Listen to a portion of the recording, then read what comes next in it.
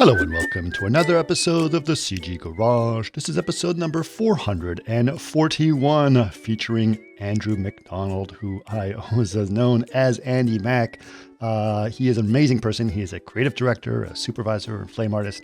I've known him for many years. He and I worked at Method together, but we've known each other before then. Fantastic person, taken some incredible career choices and done some incredible risky things to get those jobs, including sneaking into parties and all that stuff. He's got wonderful stories and is a wonderful person. And it was really cool to be able to catch up with him and hear what he had to say. I've been wanting to have him on the podcast for years and years and years. And we finally had the opportunity to meet up. Not only that, as you guys know, I do these podcasts remotely now ever since the pandemic, but he decided he wanted to do it in person. So yes, we went to the studio in Culver City and we recorded it in person, and I had to include video. So now you can get a little video of us at the studio recording a podcast if you guys watch us on YouTube. So it was really cool to see him in person and actually go out to lunch together and just get back to some of those normal things that we used to do before the pandemic. As you can tell, Andy's a really amazing person. So it was really nice to be able to share some of that with you guys as well. Okay, we have a couple of announcements. Obviously, I've mentioned Vantage 2 as being a major product. I'm very excited about it. I've been using it every day, actually, recently.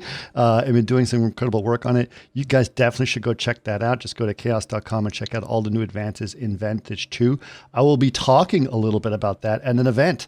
And you can find out about all our events at chaos.com/events. And I will be at the Rainbow Conference in London, which is happening this week as this podcast is coming out. It'll between August 29th and August 31st. So I'm very excited about that. I will actually be talking on the 31st and announcing, maybe a couple of ideas that's going on in the Innovation Lab. So you should definitely come check that out. We'd love to see you there. Again, that is at the Rainbow Conference in London, and you can check out all these things at chaos.com/events. Now, if you guys want to know more about the podcast, of course, you can always check it out on our podcast page, which is chaos.com/CG Garage. You can also check out our Facebook page, which is facebook.com/CG Garage Podcast. If you'd like to watch any of these podcasts, that's also great. You can, again, like I said, check out our studio. That is youtube.com/Chaos Group TV. And of course, if you have ideas for podcasts, we've been getting some really great ones recently. We'd love to hear your suggestions. Our email is labs@chaos.com. But for now, please enjoy episode number 441 with Andy Mac. Welcome to another CG Garage, where the Chaos Group talks. You'll know it's over when the last bucket drops. We're gonna fire off rays in high dynamic range. We know that ambient occlusion is passé. Global illumination won't lead you astray. And while image-based lighting is really swell, you need to make sure everything has Furlough. All right, Andy. So like I said, I haven't done this in person in a long time, and I am kind of nervous, believe it or not. Because Really? Now I've got this whole thing. It's like, no, I'm going to do it in person. We're going to hang out. The old days, which we're going to do, is I would do a podcast and we'd go out to a nice lunch and hang out, which we're going to do. And it's going to be a great Friday. It's going to be a great Friday. I'm ready for a good Friday. Okay, good. But I have gotten pretty good at these podcasts over the last 9 years. So I want to know, I've known you for many years. We've known each other for many years. But one of the things I love about this podcast is getting to know someone in a way that I never had the opportunity to do before. So I'm going to start asking you some more questions. And you brought your resume because you're having a hard time remembering your past. That's right. Many lives. I feel like I've had many lives. Okay. And I think most of them I was kind of having a good time and drunk or whatever. And so I was like, well, it's too early in the morning to be drunk and opening the box. Right. So I thought, I'm just going to go back and look at what things I've done in case you ask about it. Yeah. Well, how did it start for you? How did you get interested in doing what you do? Like, was it in school? Was it like, I watched Star Wars and I was in love with that, or? Yeah, actually, I think like a lot of people my age, I just loved Indiana Jones, Star Wars, Alien, Blade Runner, all of those movies just blew my socks off. And I grew up in the industrial north of England where shipbuilding, steel, coal, petrochemicals were the businesses of the time, which were all gone. So it was the industrial north. It was bleak. Right. So the only thing I was good at, because I wasn't very good at school, it was art. So I found my way to art school, and it's a traditional painting school, but they did have a film and TV department, which I gravitated towards and just hung out and played with the toys. And what year was this about? That was in the 80s. I was like, yeah, that was definitely in the 80s, mid 80s. And then I left art school, and my brother's a cinematographer, and he's like, all right, so what you going to do? And I said, I don't know. And he's like, everyone who's an art student ends up picking strawberries or working for the mail for a couple of years, and then they have to retrain. So he dragged me around. I told him films were the thing. So he's like, okay, come on set, Amazulu music video, golf around, empty the trash, and he did different things. And then he introduced me to a guy called Tim Olive at Peerless Camera Company, an optical house in London. And I loved the movie Brazil, and they had worked on Brazil. Right. And this guy had done the compositing of the guy with the wings, the angel. Yeah. So I was like, I want to meet this guy. He's a god. So this guy was, I wrote to him and said, could I come and hang out? And he let me hang out with him. I stood in the corner of his room. He drank a lot and he farted a lot, and he didn't let you open the door, so he used to chuckle away. But he showed me aerial image rostrum, and then I hung out with them doing optical image camera work, and they had a motion control rig. And it was all dark and black, and I was like besotted with it. So I was like, I think I want to do film opticals. Right. And they offered me a little internship there, which lasted quite a short time, wasn't very long. Baron Munchausen period, right? Nice. And then I knew I wasn't going to get a real job, and there was this talk of computer software coming out and digital stuff was coming out, and I was like, oh, that sounds beyond my scope because I don't do that. And a friend that I met there said, well, why don't you try photography? Because you were good at photography at school and printing. So I ended up getting a job in a photo lab. I went over there for advice, and they were like, we'll hire you. So I was printing exhibition prints for Nick Knight and people like that, doing these great big prints. But I'm spending all day in boxer shorts in an unair-conditioned photo lab with another guy. And all you can hear is tapping on the walls and on the doors. And I was going a little bit loopy doing it, and they were talking about these digital things that are coming that are going to ruin our industry. And I was just kind of freaking out, but it didn't feel sexy. And I was in London, and I was looking for like the club life was just starting. Right. And then I discovered a company called Rush's Post-Production. Oh, Rush's, yeah. And I begged and squealed to try and get in there, and I couldn't get in until I eventually rang them and said, who do I talk to work for free? And the receptionist didn't have an answer for that. So she put me up to the head of production, and they were like, what? I said, I want to work for free. No money, but I want to work. And no one had an answer for that, because there was like a massive waiting list for the runners' jobs. Right. So eventually it got through to the owner of the company, Godfrey Pye. And he said, what do you want to work for free for? And I was like, I think you're a cool company, and I want the opportunity to work there, but I don't think you should pay for training me.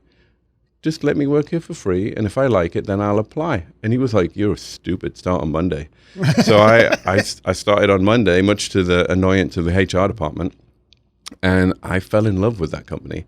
Right. And I lived in the kitchen, and I interviewed every single person that came into the kitchen. I was like, what do you do? What do you do? And how do you like your coffee? And I'll make it for you. And they're like, I'll make it for myself. And I'm like, no. But while I had them for that 2 minutes, while I made them tea and coffee, right. You're an accountant, you're an online editor, you're telecine. And so I zapped them all for information. What's telecine? Yeah, what's telecine? Yeah, that weird thing. And so then later in the day, when they didn't ask for it, I'd make them their tea. I remembered it. And with a biscuit, just how they liked it. Right. And they were like, I didn't order this. And I said, yeah, I know. And they were like, oh, it's exactly how I like it. And so they liked me. So I stayed as long as I could financially afford to hang out there. And then when I left, I told everyone's like, you can't fire that guy. He's like our best runner. He's like, he brings me a vodka and orange at night, and he brings me my favorite tea with a biscuit. So I jumped the queue and got hired there as a runner. And then I basically slept there. I'd leave on a night and creep back in because I had the keys, and I'd sleep on the couches, and I'd put fresh laundry under the sofas, and I'd go to Chinatown to clean them. And I kind of got self-taught on the Harry. And one of their main guys, a guy called Dave Hughes, he became my mentor, like one of my angels. Tim Olive was like an angel. He was an angel. People that just sort of took me under their wing and showed me stuff without really needing to, just because they, took a shine to me. Sure. And me and him kind of were doing some projects on the side for fun, and the company didn't like that, and so we got let go. And then I bumped into my next angel was Tony Kaye. Oh, wow. And so I just busted my knees, right? And so I'm limping on crutches through Soho in the rain and with Dave. And we'd just been fired. And Tony Kaye came up and he goes, "Hey, Dave, I've worked with you before. I need you on a job." And Tony Kaye, when we told Tony Kaye we didn't work there anymore. And he was like, "Just turn up at this address."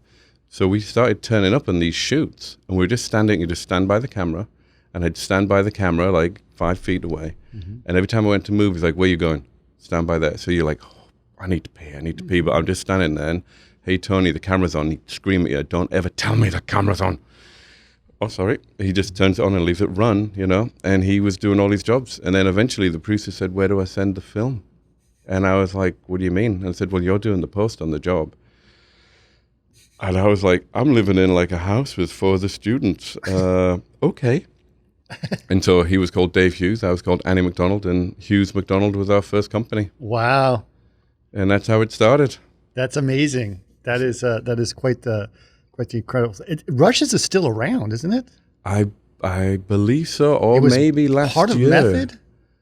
Maybe they got bought up. I think, I wasn't sure, but they had like a big party last year. I saw it online, and I didn't know if it was like the 25 or 50 years of Rushes or whether it was a closing party. Okay. But I don't know for sure because I've felt a little bit out of touch with the world over the COVID days. Yeah. Yes, I hear you. But it was like a fantastic, I mean, everyone was in like leather pants and cool and music videos and everything was like cool. And I was like, you know, I'd done practical effects. So you're in a boiler suit up at 5 a.m. with super glue and fiberglass. And I was like, yeah, I like the idea of it, but making puppets and stuff is hard work. Sure. Opticals, you're in the dark all the time, and the industry was shutting down. And photography was, you're in the dark all the time with air conditioning. And I was suddenly like, I found the nirvana, right? Everyone's cool and trendy, and they've got money, and they're all getting sushi dinners and drinking champagne, and it's like, they're rock stars. I was like, I want in on this. Right. So it was very seductive. And but I mean, obviously, did you guys have a computer? Did you guys have a Harry? I mean, what were you going to do on that? Well, what happened is I covered 4 different commercials before any of them were finished editing. Okay. And then these checks started to arrive with my name on it. And I happened to talk, there was a company called The Bureau. And I went to talk to the person who ran the place and just happened to say, I've got all these checks. And I showed him, and he freaked out. And he goes, you're not even going to incorporate it. So he frog marched me to his accountant, who freaked out. And we picked the name of the company, and we made a company that day so we could bank the checks and get a bank account and be legit. Because he's like, what you're doing is totally like wrong. And then I said to him, well, I've got all of this work coming in. And they were a new post house. So I said, could I four-wall your Harry? And could you do the telecine, and then you can do all the dubbing and everything? Yep. So essentially it's you'll do all the infrastructure, I'll just do all the creative. Right. And it was a fantastic deal for a year or two where I would get jobs and I would be allowed to four-wall. Me and my partner would both run the machines. Right. And it was so successful. And, you know, we were stealing lots of Rush's clients because we were going on set where they would never really send anyone set. Gotcha. We would do the meetings, we'd go to editorial and we'd have an opinion and we'd sit in the telecine and say, well, we need a flat pass. Not that that was any good really, but keep it flat so we can key off of it at least, and then we'll grade it. And I was just making it up as I went along, you know? I mean, my friend from art school came down, so I hired her as the receptionist, so she'd answer the phone, and it just kind of evolved. Wow. Okay. So when was this? When did you start that first company? I'm going to have to put my glasses on for this one. Hughes MacDonald, oh yeah, there it is. 1990 to 1998. Okay. And we had a friend who was building a motion control camera, so we got involved with him. We had a Nick Comecchio, and so he built this thing called the Falcon, which ended up, I think, getting sold to the mill. And then we had another relationship with a producer called Tiggy Gatfield, and she had a production company, Wow House, so we directed through her commercials. We looked after Tony Kaye and a ton of big London directors at the time, and we became like really like hip.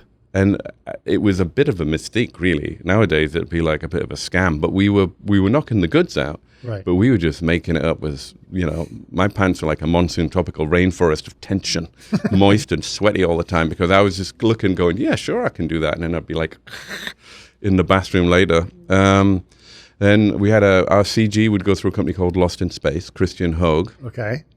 He'd done stuff for ILM in the first 42 people that were there. So he was doing all of our CG. And then we got involved in a company called Red Post, which actually was a facility without staff. It had the runners and receptionists, but it didn't have artists. And so it was like a four-wall factory. Right. Every freelancer that was, all the flame artists or Harry artists were becoming freelance. And they would rent the place. Right. But it would be their name on the door when they were there. And then it would be someone else's name when they were there. Right. And it all went really, really well until everyone started wanting to do different things. Sure. And, I wasn't a businessman. I was just a creative kind of scallywag art student that was just couldn't believe his luck. And I sort of I felt like I was in a prison. And I read about Digital Domain. Okay. And I read about this company that was putting flames in Venice, and they were doing True Lies, and there were Titanic. There was whispers of Titanic and stuff like that were out. And I was like, I would sell everything because I've built myself a prison. I've got this company of companies, but it's a prison. Like, I'm not learning anything new. Right. And I was like, I'd give it all up to be a flame artist at Digital Domain just to see how the Americans do it, because they're doing something like what looks radical. Right. And I kind of got stressed out, and my main partner, Dave Hughes, was on his own mission to not do any work at all and just take a lot of money out of the company. So I just walked out. I just said, I don't want any of my shares. I don't want to keep anything. I just want to walk away without being sued so you can have it. And I just walked away. Wow. All right. I bought a burner phone as I was walking through Soho. I was thinking my long-term girlfriend at the time was going to kill me because we had a mortgage and everything. And I visited MPC, one of my friends, MPC, who was pregnant. And she was showing me her job she was working on. I told her that I just grenaded my job and I think I'd lost my mind. And then I just made it home. MPC calls me and says, she's gone into early labor. And she said, you're the guy that can fix it. And I was like, Fix it? Fix what? I don't know anything. And she said, well, she just downloaded to you exactly where her job is and her setups are. Okay. So you could come back and fix it, do it while she's having a baby. And I was like, I'm not freelance because that's a dirty word. Right. And I said, I'm independent. And they said, we don't care what the hell you are. Can you come over and we'll pay you? So I went back and jumped on the machine and figured out what she'd done and finished that job. And so I became a freelancer for Framestore and MPC and a bunch of other companies, The Mill. But I was more like the man in black because I was too known to be, I was kind of competition at times. So I would just go in the middle of the night and all the jobs that they had that were going wrong, I'd just work on it anonymously for them, leave a little note for the artist in the morning and said, this is what I've done. And I just got very lucky, and I did a bunch of jobs that were in real bad way that had gone like 6 weeks and the clients were angry. And I'd single-handedly come in one night and finish it. And be like, how'd you do that? And I'm just like, well, that guy had something good, and then he had something good, so I just glued them together and made a patchwork, and it sort of seemed to work without too much scrutiny. And so I got a reputation as this hot freelancer. Right. And I lived like that for a year or two. Were you doing this on Flames or? I could do Harry, Henry, and Flame. Okay. So they were my, box of choices. I think I actually bought like maybe the third Flame in London. Okay. Didn't really know how to use it. Sure. I've never really known how to use any of the gear. I just sort of press buttons and it kind of pops up the answer. And then I went to a party and met Scott Ross. Wow. I did a trip called Fear and Loathing to Wales.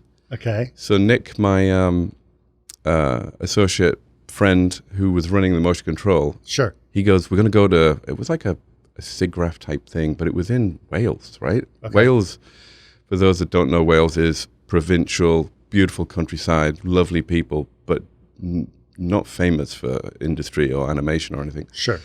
And so he goes, oh, Andy, let's get your Alfa Romeo and we'll get loads of booze and we'll go down and I've got tickets and we're going to see this guy, Scott Ross. And I was like, who's Scott Ross again? I hadn't put him with Digital Domain.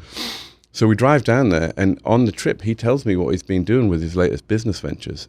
Scott has. No, Nick, my friend Nick, okay. the motion control guy. And he'd done a few things that I just was like, that's a disaster. That's going to backfire. So we get to the motel room, not hotel, and it isn't a room each. It's a shared room. And we empty the minibar while I'm helping him make phone calls to get out of this bad deal he's just made. Right. And then we go to get into the party, and he doesn't have tickets. So we end up having to break into the bathroom. We climb through the bathroom window to get in. And then so this Fear and Loathing, I was imagining being like James Bond and swanking in and having a good time. And I was feeling a little bit like, some petty criminal stealing toilet rolls. And the security guard sees me climbing in the window. So we're like hounded at this party all night. Like every time we pop up, someone's like, there they are. And anyway, it was a good party. And I met a guy from the computer film company who was very competitive, and he's like, oh, I bet you can't drink a pint of Long Island iced tea. And I'm like, I wouldn't want to, but yeah, sure, okay. So he gets these 2 pints, and then he, go. And I don't really drink mine, and he drinks it, and I went, okay, that's him, shut up. He was not going to bother me anymore tonight because he's smashed. Right. And I went off to the bathroom, and I see Scott Ross. And Patrick Davenport pushes me in front of him and says, because he worked at NPC, he says, Scott, you should meet Andy. He's our main freelance guy, because they didn't want anyone poaching their staff. So he goes, Sure. So a bunch of people had said to Scott, he's the man to talk to. Guy from Framestore said he's the man to talk to. Goes, But because you're freelance. because I'm freelance. Right. So Scott's like, I want to chat to you. And I'm like, well, I'm going to the head. And everyone had been kissing his ass. And I was just like, I'm a bit drunk. So he follows me to the loo, and we're both in there. And he's like, yeah, I've been drinking too. And I'm like, really? What you been drinking? Bud Light? I was being a dick. And because this is England, we drink real beer. And he's like, you've got to come over to America. I've been drinking real beer, and I'll show you Digital Domain. We're a cool company. And I said, no, you run a sweatshop. You chain people to a desk, you burn them out, and then you just toss them out like used, grape peels. And he was like, that's. He was just flabbergasted at that accusation. Right. And then I disappeared, had a good night. And then a few days later, I get a phone call, and my Leo, became my wife, goes, there's a guy, this Digital Domain is calling from America. And I'm like, really? And I'm on the phone, they're like, we've got your tickets, you can fly over, stay 10 days, we'll put you in a hotel, we'll show you, Scott wants to show you. So I was like, okay. Put the phone down, I'm like, that's weird, but I've got a vacation in LA. And then the phone rang again, and it was Industrial Light and Magic, because I think they spy on each other's recruiting. Yeah. And so especially with Scott. Right. So then I get a call, and I'm like, yes. And they're like, we'd like you to come over and have lunch at the ranch and meet George Lucas, and we're looking for a supervisor. So I was like, I'm going to be in America. So then they booked a week up there. Okay. And then Greenberg's did the same thing. Wow. Right? In New York, they called, and all in one day. And I was sitting in the living room in England kind of going, this is very weird. Let's go get a curry because something's happening. So I had a curry and thought, I think they've got the wrong guy, but I'm not going to be the one to say no because this looks like it could be fun. Right. So I went on my American adventure. All right. And that's how I got here. I came over and interviewed with them all, or chatted to them all, not interviewed, chatted to them all. Sure. And I was like, this place is cool, right? America is cool. I mean, English, especially in that time. Yeah, and I saw the Digital Domain building, and I got a tour of ILM, and this is where the magic comes from, right? This is all the stuff that I dreamt about came from here, and I was just like, wow, I can't believe they're calling me, because I still feel like a chancer. I don't feel like I've read a book or educated. I'm just making it up as I go along. Right. And I was like, okay. Sony did Sony as well. They approached me, and I was just like, okay, how do you pick? Sony was brand new. They were doing Contact. Yep. And it looked a bit corporate, their offices. Mm-hmm. ILM, they're all talking about eagle watching and hiking, and they're out in nature. And I mean, I was in the height of the club scene in London, so I was a bit baffled by exercise and nature. I was like, what does that mean? And Greenberg's looked good, but I thought, I've been living the high life in London. If I go to New York, I'll probably just burst like a firework. It's like too much fun. I won't concentrate on work. Sure. In Digital Domain, the people were fun. It was close to the beach. They'd go to the firehouse and drink beers. And I was like, Digital Domain looks like the one. The pirate flag, it flag. seduced me. Those guys, 1.0 were it was romantic, and it looked kind of loose and flexible. And ILM, you have to kill the person to get an upgrade there. I was like, no, you start in the vaults and you're... Yeah. I was like, okay, if I come in and I'm at this position, how do I end up being the supervisor? Well, someone's got to die. Right. And I was like, you mean you have to kill them? No, they get old and they move on. And I was like, that could take a while. I'm in a hurry here. Right. So eventually, after a summer of courtship with all of these companies, Digital Domain, I said yes to Digital Domain. And what was your first project there? it was an absolute disaster, actually. It was a disaster because I came over and, Scott, Cameron and Stan Winston were in my interview, and they're all in Scott's little office. And I came in and I was cocky, and they were all sitting with their feet up, smoking cigars. And they came in and they're like, well, we hear you're pretty good and that lot, and you want to start. And so they're like, well, how much do you want to earn? And we're thinking of offering you this. And I said, okay, so that'll get me through the first weekend. This is what I expect to be paid. And they were so shocked that they fell off of their chairs, right? And then they were all in a big pile. And I said, I'll go to the bar and I'll come back later. And I was like, I'm going to get fired before I start.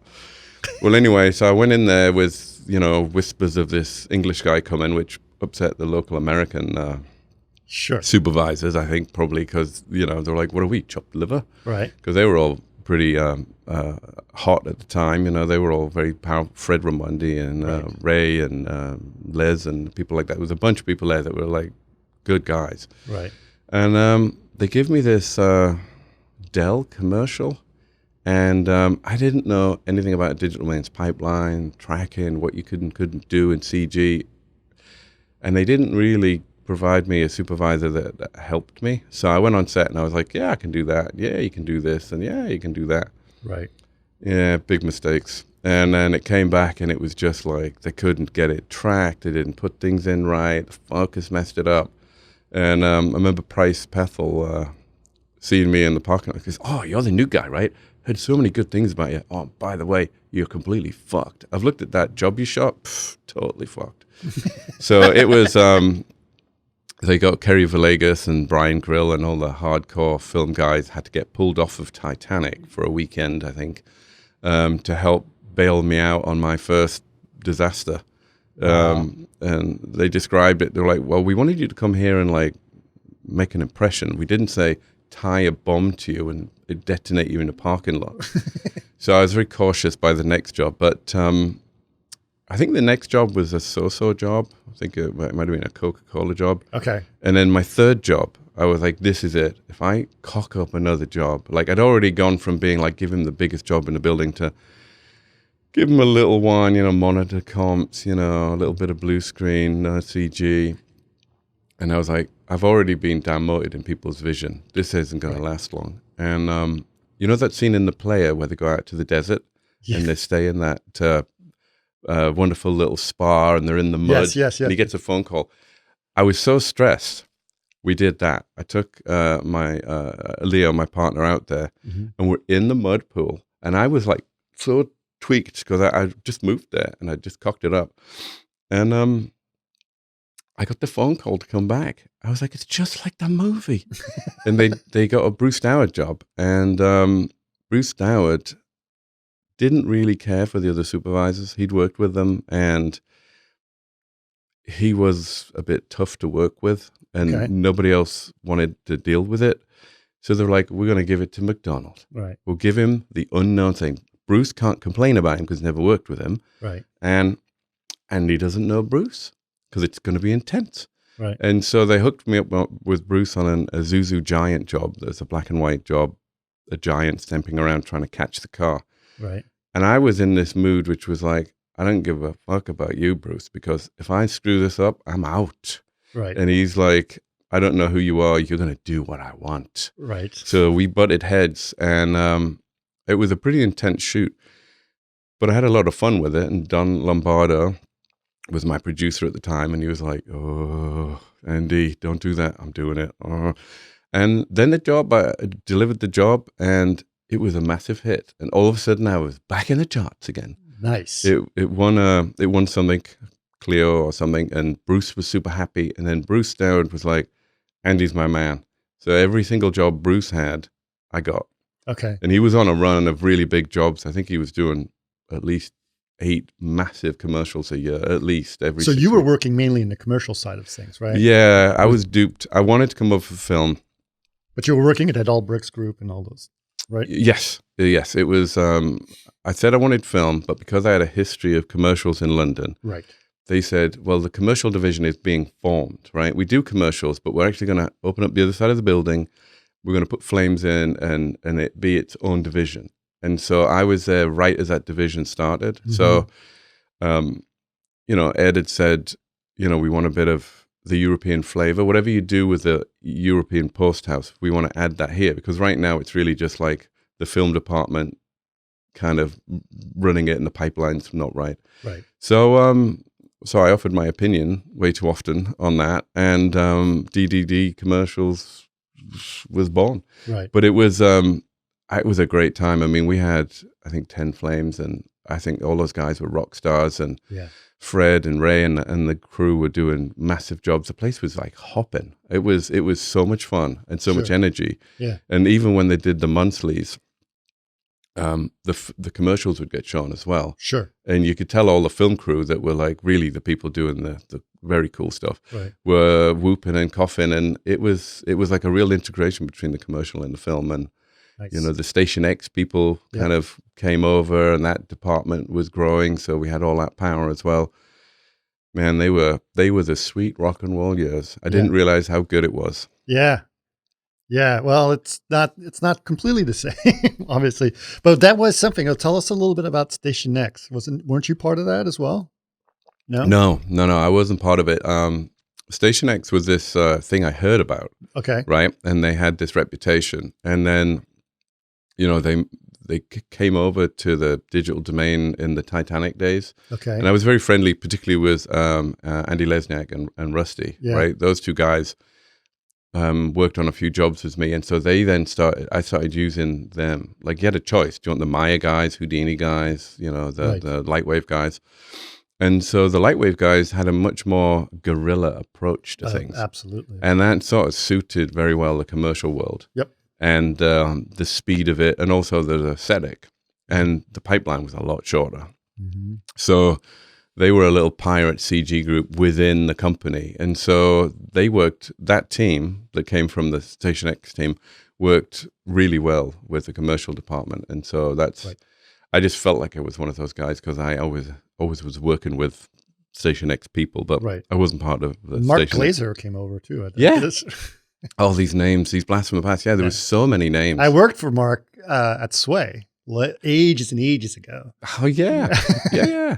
I forget where everyone is. And now everyone's metamorphosized into other named companies. So I never really know who's anywhere until I turn up and I go, I recognize you. Yeah, those days were just fantastic. And then, there was Mitch Canner was there doing his sales, and that was a whole experience. And there was so many characters. But as time went on, the big tuna, those big commercials, the directors wanted a more like intimate boutique feeling, and they had smaller budgets. And DD was good at big commercials, and they weren't easy at doing the small ones. And they were doing like the BMW commercials or Super Bowl stuff. If it was $350,000 plus, they could handle it. If it was lower, like $150,000, I don't know if we can make it work because of just sheer overhead.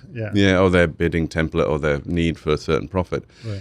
So there was a bit of conflict there, which was we need to restructure commercials because the whole world is going in that, and these really cool boutiques are opening up that have power, right? Mm-hmm. Good CG, small CG team, but really integrated. And I was like, we're going to get left behind. Like, our directors that we look after will go to other companies, and then they'll never come back because they'll be looked after one-on-one. Right. So more intimate. And it didn't look to me like it was going to change quick enough. And then I got lured away. Okay. Katie Adams left production, and then I ran into her on Abbott Kinney getting a slice of pizza, I think, Abbott's Habit. And she's like, "What are you doing, Andy?" And I was like, getting pizza, digital domain, same old. And she was working at PostLogic, and they were closing PostLogic West down. And she suddenly went, "Do you want your own company? Instead of closing that down, why don't you bring some of your guys over and you can have your own company?" And I was like, "What?" She goes, "Let's have a chat." And so she just sort of went right there. "Do you want your own boutique?" You could see we could get like 5 or 6 guys, Lesniak and Rusty and a bunch of the others, and you could set up a CG team and compositing and telecine. And so it was like handed to me on a plate. I was like, "Yeah, let's do it." So then that little adventure of opening up a boutique happened. And which was Creo, right? Creo, yeah. And then Creo kind of expanded. Richard Bjorlin and Jen Sofio and a few others came in, and it became Creo Collective. And we started doing stuff with a lot of really cool French companies. They didn't seem to have a lot of work out there, but they had these great artists, so they would come over, and we'd have like art. They'd come for 3 months, before the visa, and we'd have like Jean-Marc and all of these super cool hot flame artists with great creative reels in. Sure. And so Creo was in London, New York, here, and represented in Paris, but not really in Paris. Right. And we had a run there that was like fantastic, but 9/11 took it out of the sky because PostLogic's owned by Lou Gonda, and he had his money in airlines. I think he rented the airlines to the airlines. And then 9/11 killed airline traffic, and so they contracted. And in the contraction, we were sort of like, we got to merge into the Hollywood division and do film cleanup. And everyone's like, fuck that. Right. And that kind of was falling apart. And then again, I just meet people. My breaks come by chance. Stefan Sonnenfeld saw Tim Conway, who was working for us, and Tim had said, "Oh yeah, it's all Creo's closing." And he's like, "It is?" So then he was like, "Come over, why don't you come and join Riot? Bring your whole team." Riot's. So was he part, I mean, he had Company 3, but he owned Riot as well? Well, he had Company 3, and they were all in Ascent Media. They were all part of Ascent Media. As was Method at the time, too. Or Method got owned later. Method came later, that was later. So this was, Riot was about 4 companies already had been merged together. Like yes, there was Sound Groups and a bunch of other. Sound Group, maybe Encore, maybe, there was a bunch of companies that had been merged together. Right. And they had a wonderful building, but it was a post house model instead of they didn't really do features, and it had a hard time looking sexy for music videos, but they had good infrastructure and good people. But they wanted, like, I don't know, I think he wanted just, Creo's reel was good. He was like, if I could detect the whole team and their reel and integrate all their best bits. Mm-hmm. So we went to Riot with the mission to sort of develop and integrate. Mm-hmm. Always difficult when you go in, like Creo was a startup, so it was great. When you go into a company and, you know, personalities, and you don't know what people are good at and not good at, and it was a bit tricky. Mm-hmm. But it was still fun, and ended up being like, it ended up doing, you know, there was the like arty division and then the post hourly division. Right. And they worked together and they swapped work, and it ended up being really, really good. But as always, things have a lifespan. Sure. And it, Method and another company were going to merge with it. And it was like, how many? Well, I remember when I was actually when I started Method and Riot were both owned by Ascent Media, but they were still separate companies. Right. And they were competing to get me as an artist. So they were outbidding each other in terms of how much they were going to pay me, but they worked for the same company. Yep. I remember those conversations, and you know, Method's reel was way sexier. You know, Method had a cooler image, but they had more of the boutique look that, you know, with Alex Farish and those guys. Method was like a Creo, right? It was quirky, but it did award-winning work and had a wonderful reel. It was creative, right? And when somebody just said, well, let's just stick them together, like save the rent, save the this, just stick them all in the same box and just shake it all up like a snow globe. And that's when I came on board. And that's when I was kicked out. You know, I kind of went through it, and I tried to go with it, But it was just politics and people being hurt, and it wasn't about the work anymore. And so it was about making it look good on the books and having this corporate thing really to sell it on. Right. You know, that's when Deluxe was buying it. They were selling it to sell it. Mm-hmm. And I was like, I got to get out because corporate life is starting to wear on me. I do more meetings than I do any work. Mm-hmm. And I was feeling kind of obsolete. Anyway, I pissed them off and they kicked me out. Right. And that was an ugly situation. So that went on for a while. Right. But I just got into climbing because I was kind of overweight and drinking too much. And I just got into exercise at the time. And so I climbed Kilimanjaro and then got into a massive motorcycle accident that nearly killed me. Yeah. And we just had a baby. And I just lost my job. And it was just a world of poop at the time. Yeah. And in a way, it sort of felt a bit desperate. I didn't want to go to a big company, and I wasn't feeling too good about myself. I was feeling a bit like beat down, like I'd been on this rocket to success. And all of a sudden I'd found myself like floating in space, like not on the main vibe again, and not having the energy to join a main vibe or any fight in me. And I ran into Matthew McManus, who was over, I think, Untitled. He was using a desk there. He used to work for Riot, and he'd been let go. Mm-hmm. And we were like, why don't we just make a little boutique, just like a little Salvation? You know, he has kids, young kids. I had a young kid. Why don't we just look after one or two people and try and do like a high-end mini boutique, just be the guys for like, say, 3 or 4 directors. Mm-hmm. And so that was Kilt Studios. Yeah. And so it was small, it was low pressure, and we basically looked after people like Peter Berg, David Lynch, Barry Sonnenfeld, and, Pony Show was a wonderful production company, and they represented feature directors in commercial and music video and anything outside of features. That's a really good gig. That was a good gig. And so Kilt, although it didn't seem like it was big and in the limelight, for me, I was working with these fantastic directors. Right. And they just have a different attitude, right? And I was still working with Bruce Doward, and the other commercial directors followed me from DD, Creo, they followed.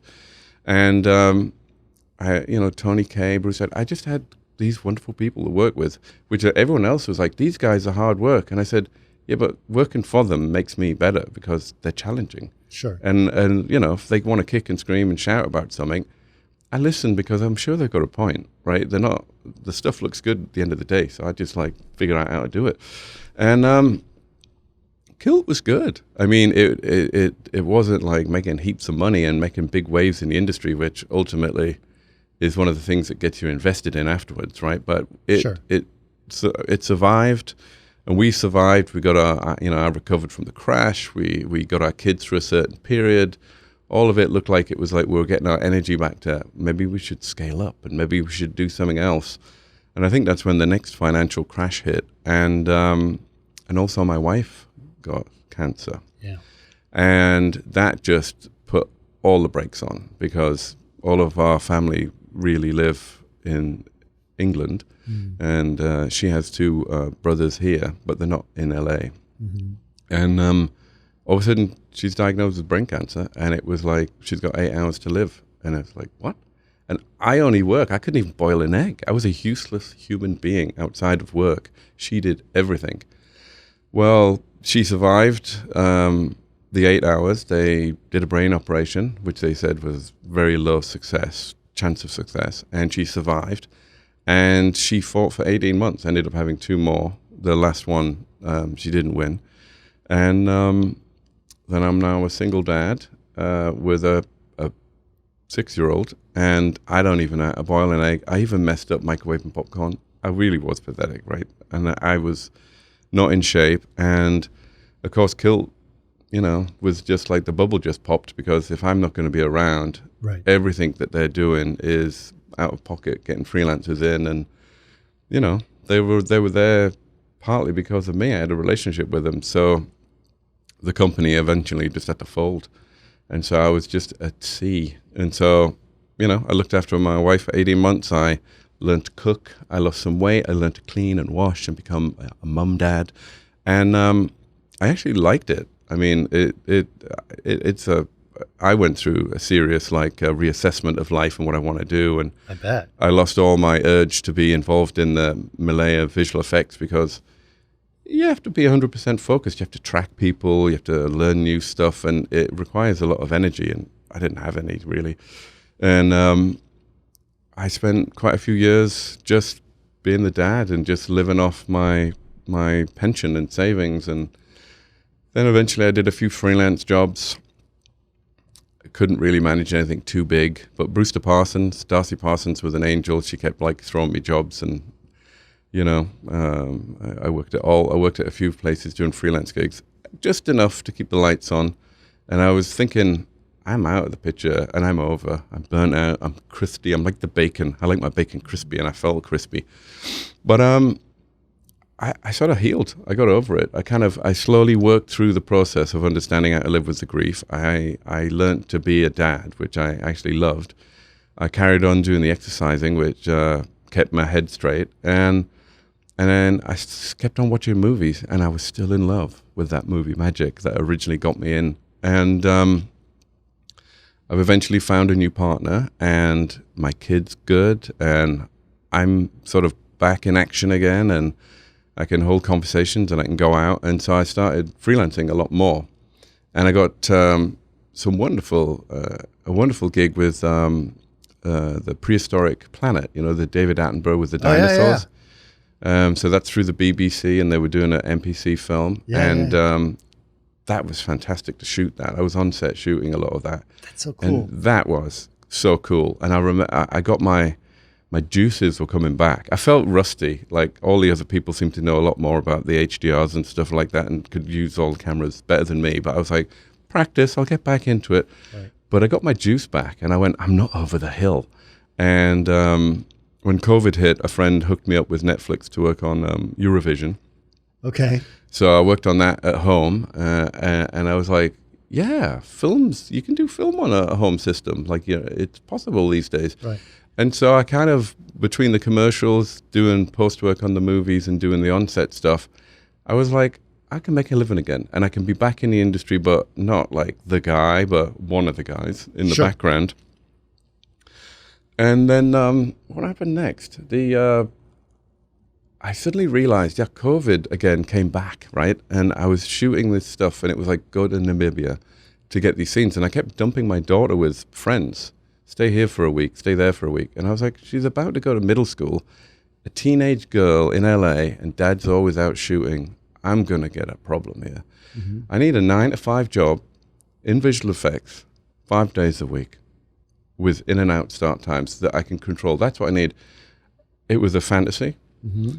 I did my little pray to the heavens, and then lo and behold, that week Scott Rader announced his retirement, and Andy Davis was working over at FotoKem, and they were like, hey Andy, do you want to come and work at FotoKem? They were like restaffing the West Side office, doing episodic work for like FBI Dick Wolf shows, basically. Oh, over here. In Santa Monica. In Santa Monica, yeah. Underneath Company 3, right in the old line building. So, do you know, my wife works there. She does? Karen Nichols.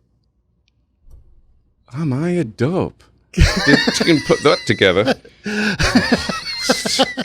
The bleeding obvious. It's like, oh, really? I didn't even put that together until just now. Right, me neither. I was like, yeah, right. Well, what do you know? See, that's what I mean by me sort of, sometimes the obvious is right there, flashing. Yeah. And I'm just like, damn it, I never put that together. Well, that is fantastic. Yeah. So I've been over there for two seasons, right? Nice. And it's a 9-to-5 job. Yeah. And you clock in and you clock out. And it took me about 7 months to get used to this idea of clocking in and clocking out and clock off for a lunch break. For me, this is so wrong. But it's what I asked for, right? Yeah. I asked for this because I can take my kid to the school bus and I can work, and then I hit pause and I go pick her up and then I start again. And, they very rarely need overtime. They very rarely need weekends. Yep. And they have a really good system now. Well, the Dick Wolf system is like, they just make these shows. They're like, they know how to do it. It is so solid, and they're constantly improving it. And I was like, wow, the volume of work that we get through. Like, I'll see my tasks. I feel like I always tell people, I said, I feel like the assassin, right?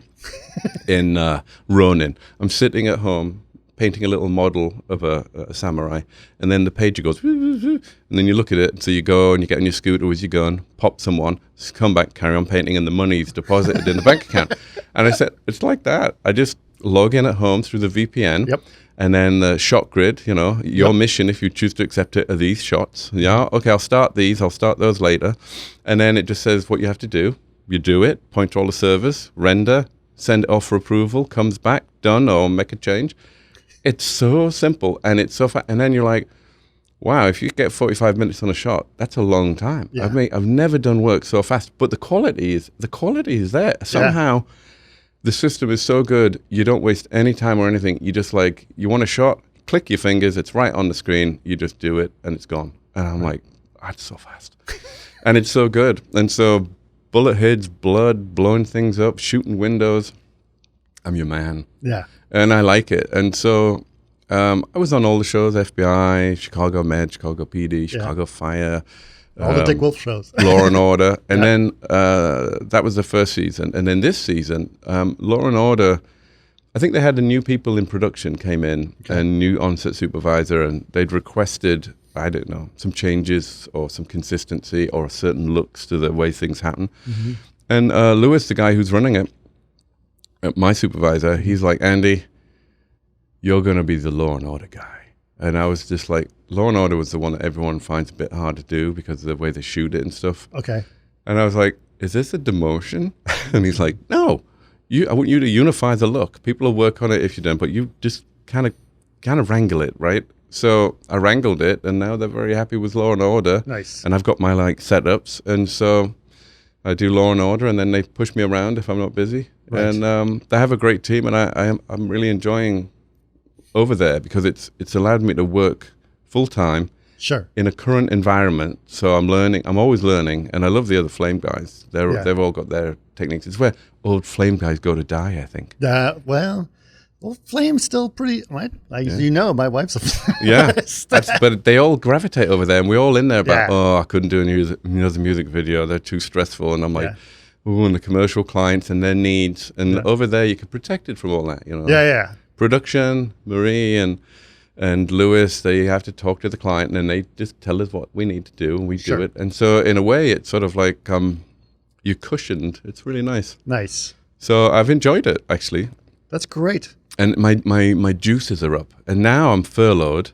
Right. And they've told me they want to keep me, so furloughed is the word. Well, a lot of people are furloughed. Right. The whole industry is on pause, so they can't just... I don't feel special in any way. I just got told I'm furloughed, and the only people that are still working, they're doing Lioness, and they're finishing that, so I wasn't part of that crew. But I was excited because I realized instead of getting a bottle of vodka, curling up, licking my balls and feeling bad about life, I was like, you know what? Everything in my life these days is good, right? I've got a new partner. Yeah. And that relationship is going good. I like where I live. My kid's doing good. She's a scout. She's not a Girl Scout. The Boy Scouts opened up to girls, so it's a scout. So interesting. And I became an associate scout master, which you see me in my scout outfit. Yeah. Oh my God, it will get a chuckle. I'll have to email you one just so you have it. Everyone laughs at that. Sure. They're like, Andy Mack, the hedonist, is in the Scouts. Well, that makes sense because they had a reputation. So I was like, I like exercising. I love cooking. I've got a good life. I've rescued my life. My life is in a new chapter. That's great. And it's and now I've got this job, and somehow my creative juices are boiling. So other than the fact that I'm not making any money and I'm broke, I was like, I'm really interested in stuff. Like I'm reading about software. I've literally started going to Washava on Wednesday nights and logging into their Zoom because there's like a group there that stay in touch with everyone. Nice. You pinged me, and I was like, you've generously pinged me 2 or 3 times in the past, and I've kept you in you're in my Rolodex, and things happened, so they couldn't happen. And I was like, okay. Then next year, it's like, it's about time I ping Andy. Ping Andy before he passes over because he's getting so fucking old. And I was like, you know what? I keep saying no to things, so I'm going to change no because no hasn't gotten me where I want to be. So I'm going to say yes. Right. And then here we are. And I Yeah. was so excited. And I was like, I am very shy when the focus is on me. I can be around everyone, fine, but as soon as everyone looks at me, Sure. I turn into a lead lump, do all of this. Yeah. But I was like, you know what? I want to get back out and find something interesting, you know. Yeah. I'm going to go back to FotoKem. Yeah. But, you know, that might not last that long. Who knows when they'll want you out? Who knows when Dick Wolf will be bored? Who knows when you want something else? But right now, if FotoKem said, sorry, we're over, I'm ready to look for something new. Okay. And also how to parlay my life experiences, maybe to go studio side, maybe go full-time on set, maybe go into another industry, but that could use the same sort of mindset. Sure. I'm not going to compete with these kids on Nuke, because I used to stay up for 3 days without sleep. I ain't doing that anymore. Sure. You know, when you're young, you've got that fire, and they know every bit of software, and they'll remember all the hotkeys, and they watch all the tutorials because they're not feeding their kid and all of that stuff. And I was like, I know when I'm going to be beaten to the ground with the youth. Right. So I need to sort of parlay my elder experience somehow where I could be seen as useful Right. and not a lead weight. So I'm in the search for some juice, because I was feeling old a few years ago. Now I feel young. Nice. I keep seeing my reflection and going, ooh, that's not who I think I am. But that's fine. We all get old. Yeah. I mean, obviously, because what my wife does. I very much respect flame artists because I see magic that she does that I know it's almost impossible to do in other ways. So there's definitely still a lot of magic in flame artists, and I think we were. And it's not just the tool; it's the attitude of the people behind it. I don't know what it is. If you find a really good flame artist, Yeah. they can do some emotional creative magic that no one else can do. Other people, they have to work through a specific process and go through the thing. But it's like, I'm going to pull a rabbit out of my ass. Right. My ass had a lot of rabbits. Yeah. And so it's always amazing to see what can be done in that area. And so I always had a huge respect for that attitude. On top of which, you also have to have the skill of doing that in front of the customer and the client. Juggling. What sushi do you want? Yeah, what sushi do you want? Yeah, oh, you lobster? Okay, we'll get you lobster. Yeah. Yeah, it's quite a show. And I mean, I've always loved the show, and I still don't sort of shy away from the show, but I understand now a lot of the asks of clients are much more complicated, and you do need a bigger team. Sure. And so sometimes you're like, well, that has to get tracked, that has to be lit. People have to do their thing, and then it come back. So it's more of a boomerang now. Sure. But But you put it all together. Yeah, a lot of the process and pipelines that people have today, very efficient, very organized, they're very programmed, and they work. But the flame is your Navy SEALs. Sure. They're the ones you send in when it's just a bit too difficult to organize, or it's gone wrong and it needs fixing, or there's a problem, or the client just wants to sit in there and fool around and feel special. So you can sit in there and do enough for them to really feel special, and they can interact with you, and you don't say, go to lunch and come back. You just do it and beat on it right there. Right. It's a toolbox, right? Sure. And you can wire it any which way you like. And I would have flame dreams where I'd sit working on stuff, and I'd be, I just can't get it. And I'd go home and drink some wine, have dinner, and dream through the flame eye. And then I'd see it. I'd be like, oh, if I take that out of there and I do this to it, and then maybe I run it through that, and then I'm back to work first thing in the morning. And they're like, where the hell did you get that from? I said, I reached really deep up the rabbit cage and I pulled out this big hair. And you come up with stuff, and you don't even know you can come up with it. You just get inspired and you go back and rework it. Sure. There's definitely an artistry, and that's when people say that, that's when I think there's still hope for me, because I'm an old dog with lots of old tricks, and some of those old tricks still work today, even with the new tools. Sure.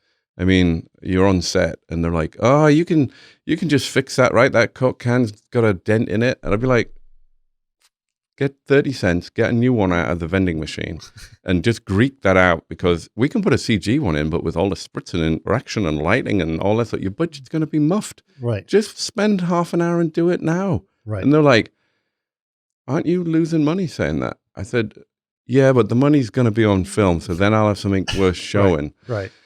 Yeah. It's funny how people, it's easy. If it's easy, they say it's easy on set, and you go, no, it's not going to be easy later. I remember I did a short ages and ages ago with a bunch of other visual effects people, and we hired some DP to help us out, and he was surprised. It's like, why aren't you putting green screen back there? And it's like, oh no, because that's too much work. We know it's going to be a lot of work, so no, forget it. We're gonna do it some other way. He's like, but you guys know how to do it. It says, exactly. We know what it costs. You know what it costs. We know what it will take. Yeah. So he's like, no, we'll do this in camera. It'll be cheaper. So it's good. So my weirdest thing right now is if you're driving a ship in the world of visual effects, your contemporaries, you're watching this company be bought by that one, that company explodes, but the real team move here.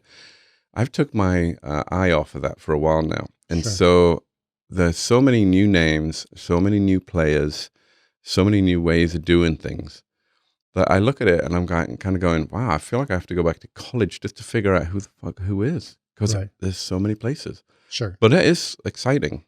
Right. I mean, and there's a lot of visual effects. I've been watching all the movies this week, and you watch the credits, and it's walls and walls of names. And I'm like, that's why I'm not taking on the youth, because there's a lot of them.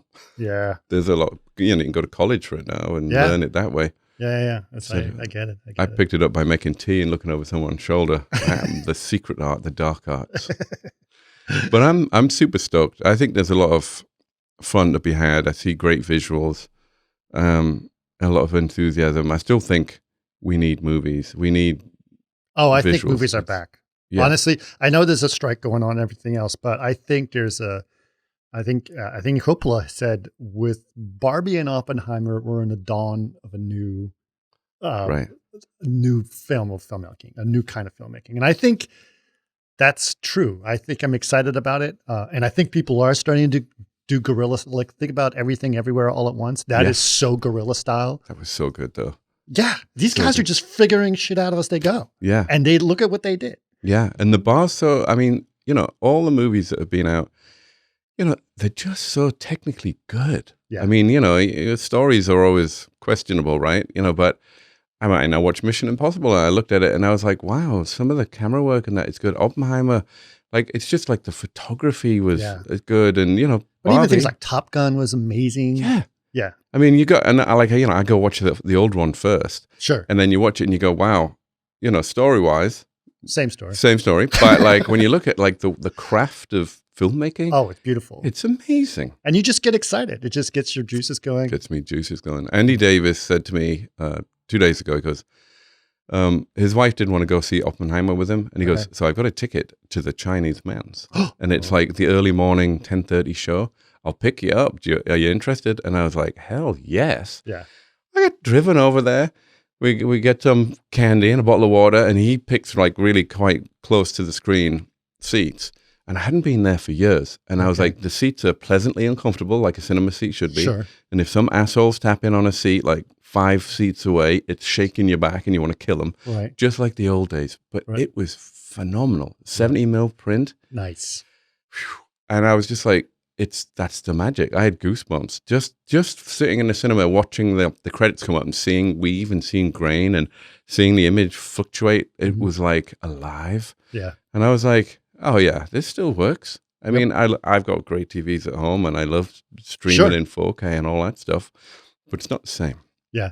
It was fun. It's not the same as going to see it. Yep. And so I'm going to go see Meg 2 tomorrow with my son. Meg 2, yeah, I wouldn't mind seeing that. Look up the director of Meg 2. He's an incredible independent film director. So I have a feeling this is going to be a take you by surprise kind of movie. Oh, okay. I have a feeling, or it definitely doesn't take itself seriously. I will tell you. Oh, that's good. I mean, to be honest, I'll try and watch anything at the cinema. I mean, I still weep at the ArcLight being closed and the Landmark. I'd always go. Something else will buy that property, I'm sure. I hope so. I mean, I'd hit the back house, have a sake and a little bit of sushi, run across, see the movie, then go back to the back house, and then sit and chat. Whoever I'm with would chat about the movie and eat a bit more fish.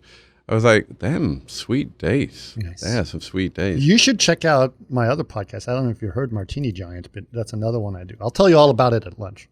Yeah. But if you're a big movie guy, you should listen to Martini Giant. Oh yeah, I'm hooked. Even when I'm working, one of the good things about FotoKem is I'm working from home and I've pimped out my garage, wood floor, Persian rug, all my DVDs, still got them, Nice. and all my coffee table books and all my vinyl. I've got my CD decks. I've got, lounge lighting. It's a man cave, proper man cave. All I need is like a smoking gun and a pipe for it to be real, like old school. And I have movies play constantly. I just put them on. And look, I can't watch new ones because I'll watch them. Sure. But I'll put on all my old favorites, and I've got the big 78-inch plasma in the corner, which was left over from our Telecine suite. When it dies, it's dead. And then I've got my other one. So I just put movies on. So I sit listening to things. I did that recently. You know what I watched? I watched the super long extended version of all of the Lord of the Rings ones. So the 4 and 5 hour versions of each. And I was like, these are long. But you can just be on forever. Oh, yeah. Yeah, you can go to the bathroom, you come back, you know exactly where you are. God, it moves so slowly. He's still in the same sentence he was saying. I did Monty Python. I do them in series. I did like a Tarantino week, and then I did every Monty Python show, and I just kind of like put them all on and like watch them, like say Mission Impossible, I'd do all 7 of them or whatever it is, just sit and watch them all back to back till you're like throwing up. Oh, I can't take another bit. Oh, yeah, let it end. But it's nice, it's good. It's sort of, I don't feel like I've abandoned all of that stuff. I've still got the juices back. I just need to figure out where they should be applied. And how to apply them. So, I think in these times, I have a lot of friends that are feeling down and desperate, and they're all looking at me saying, what medication are you on? And I'm like, I'm not on anything. I just suddenly feel good about things for some strange reason. Good. Life is good. Life is good. Money's not good, but everything else in life is good. Excellent. And all this change, I think, is like kicked me out of the nest, and so I feel like getting back into it, because the reason I asked you to come here is I want to get out of the house and I want to see people in person. I'm glad you said it too. I was like, well, yes, let's do that. And so I'm glad we did it. I'm really, really glad we did it. Yeah. And also, we'll continue to enjoy ourselves. We were actually just over an hour already, which perfect. Is perfect. So this is a great place to leave us off, but we will definitely go out to lunch and continue our conversation about our love of movies and about all the things we do. So awesome. Thank you, Andy, for doing this. Thank you very much for inviting me. It's been a pleasure.